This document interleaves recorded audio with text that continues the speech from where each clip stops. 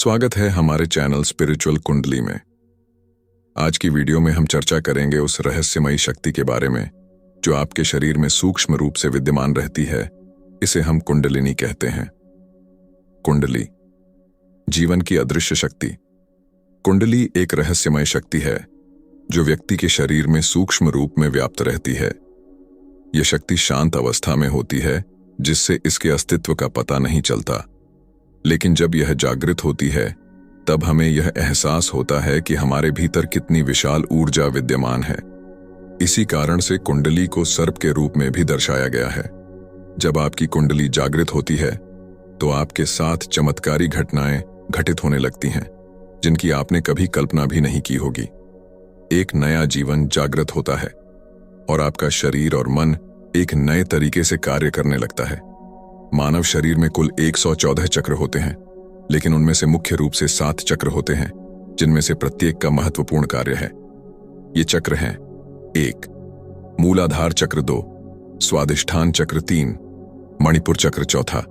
अनाहत चक्र, 5वां. विशुद्ध चक्र, 6. आज्ञा चक्र, 7वां. सहस्त्रार चक्र। ये सभी चक्र सृष्टि की शक्तियों के केंद्र माने जाते हैं। यदि ये चक्र असंतुलित हो जाते हैं तो यह आपके शारीरिक, मानसिक और आध्यात्मिक स्वास्थ्य पर नकारात्मक प्रभाव डाल सकते हैं।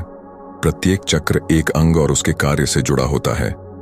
इस वीडियो में हम आपको मूलाधार चक्र की संपूर्ण जानकारी देंगे, साथ ही इसे जागृत करने और संतुलित करने की विधियां भी बताएंगे।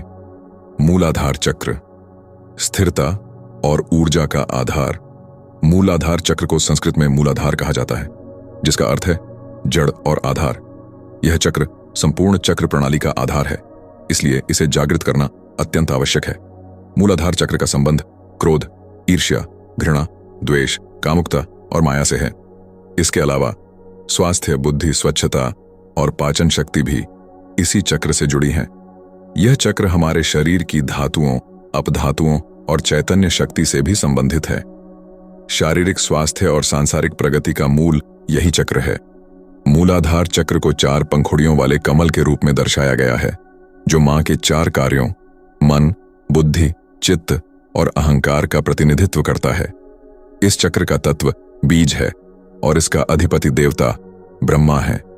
मूलाधार चक्र को जागृत करना। जब मूलाधार चक्र जागृत होता है तो व्यक्ति के स्वभाव में परिवर्तन आ जाता है। उसमें वीरता, निर्भीकता और आनंद का अनुभव होता है।